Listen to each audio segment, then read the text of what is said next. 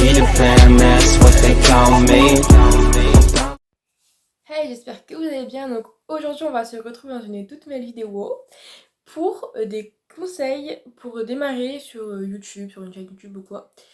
Parce qu'on m'a demandé cette vidéo, alors du coup, bah, c'est parti, on y va. Donc avant de commencer avec le premier conseil, donc je sais que sur certains conseils que je pourrais vous dire au fur et à mesure de la vidéo, des fois je peux être mal placée pour le faire, enfin pour dire ce conseil, mais c'est vraiment pour des personnes qui peuvent pouvoir le faire. Et vous verrez par rapport aux conseils que je vous apporterai. Alors du coup, premier conseil, ça serait du coup d'avoir du bon matériel, d'avoir du coup un appareil photo ou un téléphone, du coup parce que moi je suis avec mon téléphone, je suis pas avec mon appareil photo, d'avoir du matériel de qualité, donc là j'ai un Canon EOS 4000D pour filmer normalement mes vidéos, mais là du coup je mets avec mon téléphone, et avoir du coup un bon logiciel de montage à côté pour pouvoir du coup faire vos montages. Sauf que justement, pourquoi je mets avec mon téléphone, c'est parce que j'ai pas trouvé de logiciel de montage qui me plaît, qui me correspond sur l'ordinateur. Et j'en avais trouvé un mais payant. J'avais testé pendant un an mais c'est pas ça. Franchement, c'est ça. J'ai pas trop aimé, puis trouver un logiciel payant, ça m'embête un peu, sachant qu'il y en a qui sont gratuits et plus performants, peut-être encore mieux. Donc je continue la recherche, mais pour l'instant je galère un peu à trouver. Donc je verrai bien par la suite. Et du coup, avoir une ring light aussi si possible, parce que quand bah, c'est l'été, c'est bien, il y a la lumière du jour naturel, donc ça rend bien qualité machin. Mais quand c'est l'hiver, justement, avoir une ring light, même si c'est une lumière artificielle, au moins ça rend un peu mieux sur les vidéos, ça fait une belle qualité, vous pouvez régler votre lumière, etc. Donc je pense que, enfin, je trouve que c'est bien. D'ailleurs, la mienne elle est archi pétée, il faudra que sûrement je m'en rachète une ou j'essaie de la ressouder ou je sais pas, faire un micmac dessus. Mais je verrai bien ce que j'arrive à faire avec. Et du coup, bah, bien sûr, avoir un trépied. Donc là, bah, moi j'ai un trépied, mais pour mon appareil photo. Du coup, là, actuellement, je filme avec une tour à CD.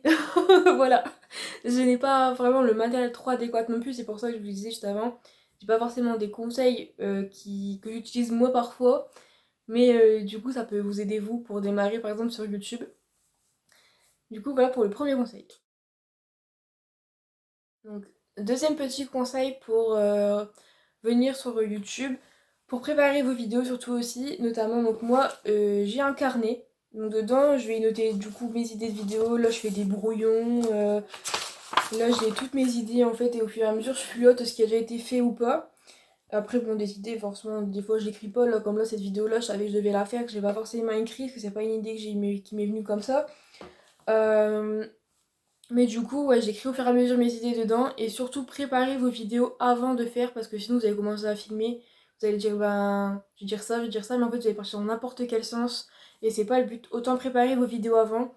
Bah moi après, il y en a beaucoup qui font sur papier. Moi pour des grosses vidéos, c'est vrai que je fais sur papier. Et comme par exemple cette vidéo là, je l'ai préparée dans ma tête. Il n'y a pas vraiment comment à préparer sur papier. Pour moi, il y a certaines vidéos, pardon, j'arrive à préparer comme ça naturellement, et d'autres, je dois les faire sur papier quand même. Donc vraiment, c'est un conseil aussi que je pourrais vous apporter qui pourrait vachement vous aider. Troisième petit conseil, du coup, ça serait être à l'aise face caméra. Donc je m'explique, c'est tout simplement en fait là vous parlez à un téléphone. Certes, après, il y aura des gens qui vont vous regarder, mais ces gens, vous ne les connaissez pas. Et même si vous avez peur d'être jugé, critiqué, sachez qu'il y aura toujours des personnes néfastes que vous allez rencontrer du coup sur YouTube, des personnes malveillantes, des haters comme on dit. Mais franchement, dites-vous que bah moi là je fais littéralement ça par passion. En fait, j'aime bien filmer, vous raconter des choses, de tout ça. Et vraiment, en fait, dans le partage, je cherche pas. Après, certains youtubeurs ils font des trucs comme ça pour les abonnés ou quoi que ce soit, hein, pour gagner des sous, mais moi c'est vraiment pas le but. Les gens s'abonnent, c'est cool, ça me fait grave plaisir. Je sais que j'ai pas un gros nombre d'abonnés, mais autrement, bah moi je fais ça vraiment pour le plaisir, pour vous partager tout ça. Donc franchement, être aussi à l'aise face caméra, ça peut être c'est super intéressant. Parce que regarder une personne qui est comme ça, qui est pas à l'aise, qui est tout pas fou en fait, c'est pas intéressant. C'est mieux d'avoir du dynamisme dans la vidéo, quelqu'un qui parle bien, tout ça, qui rigole, enfin qui fait des blagues et tout. Enfin, voilà. Du coup, vraiment être à l'aise face caméra, c'est vraiment primordial pour pouvoir être sur YouTube et enfin filmer quoi des vidéos. Donc quatrième conseil, donc ça serait tout ce qui parle miniature, titre et description. Donc déjà pour commencer, faire une miniature qui correspond à votre titre et faire du coup la vidéo qui correspond au titre. Parce que si vous faites tout qui, genre le titre par exemple qui ne parle pas de la vidéo, juste pour attirer des gens, admettons, faire un titre trompe-l'œil, c'est pas, je trouve, ce qui est cool. Personnellement, j'aime pas faire ça parce que ça attire peut-être des gens et au final, bah, c'est pas la bonne vidéo qui par rapport au titre. Donc, c'est pas. Pour la personne qui regarde la vidéo, elle se dit, bah mince, il y a un problème quelque part, quoi. Pour la miniature, donc faire une miniature qui jette en fait, c'est-à-dire que la personne elle va avoir envie de cliquer sur la vidéo, pas forcément une miniature banale, genre juste un titre écrit dessus, que fond, hein, enfin ça se fait pas. Vraiment mettre des emojis, des trucs comme ça, qui peuvent attirer justement par rapport au thème de votre vidéo. Donc par exemple, moi j'avais fait une vidéo IRM pelvienne quand j'avais fait il y a quelques années, genre bientôt un an et demi. Et bah, du coup j'avais fait un peu un fond en rose, enfin rose blanc, j'ai mis une IRM en photo, enfin j'avais fait vraiment un truc que vous pouvez aller voir. Et cette vidéo-là, justement, bah, j'ai reçu pas mal de commentaires, de retours positifs dessus. D'ailleurs, cette vidéo, c'est vraiment, on va dire, la best de mon contenu, je trouve. Parce que, je sais pas, celle-ci, elle a attiré quand même pas mal de monde. J'ai bientôt 6000 vues, je crois, dessus, si c'est déjà pas passé. Et franchement, même si ça fait déjà 6000 vues en un an, c'est peut-être peu pour certains qui ont déjà des 1 million de vues en 3 mois. Mais pour moi, ça représente déjà beaucoup, donc je suis trop contente. La description, du coup, c'est ce que je vous disais, vraiment faire quelque chose de sobre, mettre après des réseaux sociaux pour que les gens puissent vous retrouver, mettre des liens ou quoi que ce soit, donc ça peut être sympa. Et rappeler du coup aussi un peu le thème de votre vidéo, du coup aussi dans la description. Donc, cinquième et dernier conseil, donc ça serait tout ce qui serait le thème de votre chaîne et les évolutions possibles, du coup, que vous pouvez y apporter. Donc moi, au début, par exemple, j'étais sur un thème genre beauty, make-up, mes box machin.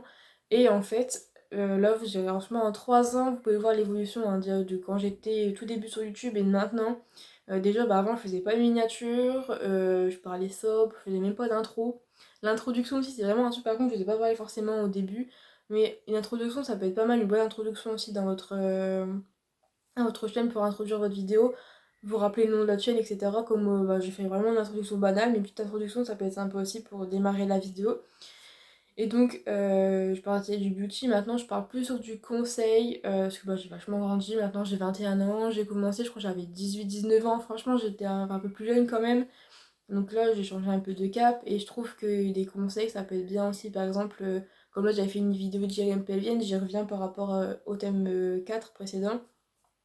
Et c'est vrai que cette vidéo-là, bah, elle a beaucoup plu parce que moi-même, quand j'ai fait l'IRM pelvienne, j'ai cherché des gens qui en parlaient en fait sur YouTube et j'ai pas vraiment trouvé de vidéo comme moi je le souhaitais et vraiment en détail comment ça se passait, machin. Et là, c'est vrai que moi, j'ai vraiment rentré dans les détails, je parle sans tabou. Et franchement, je peux parler de tout et n'importe quoi sur YouTube, il n'y a aucun problème. Moi, j'ai vraiment pas de gêne. Et je suis là pour justement vous faire du partage et vraiment vous donner des conseils. Donc, c'est vraiment le but. Donc, c'est ce que je disais comme évolution aussi. Donc, changer peut-être de thème de chaîne si vous voyez que votre chaîne elle tourne un peu autour du pot. Si c'est pas forcément maintenant ce que vous voulez par rapport à votre âge et que vous avez grandi. Et après, au fur et à mesure de la chaîne, vous voyez, en fonction de comment elle part, en fonction du nombre d'abonnés, peut-être des vues réguliers, des commentaires, des machins, vous pouvez changer après le matos pour commencer à avoir un matériel peut-être un peu plus performant. Peut-être là, justement, si, admettons, vous voulez avoir beaucoup d'abonnés ou quoi sur une chaîne, partir peut-être sur un logiciel payant à l'année ou quoi, faire un abonnement de montage. Mais après, c'est vraiment en fonction d'eux et c'est vraiment comme on souhaite quoi. Donc, du coup, voilà. C'est vraiment au bon vouloir de chacun et comment vous le sentez sur votre chaîne YouTube. Donc, j'espère vraiment avoir donné des conseils avisés entre guillemets. Et ça vous aura aidé à peut-être vouloir vous lancer sur YouTube ou quoi que ce soit. Et j'espère que cette vidéo vous aura plu. Oula, c'est la fin de vidéo, je galère. J'espère que cette vidéo vous aura plu.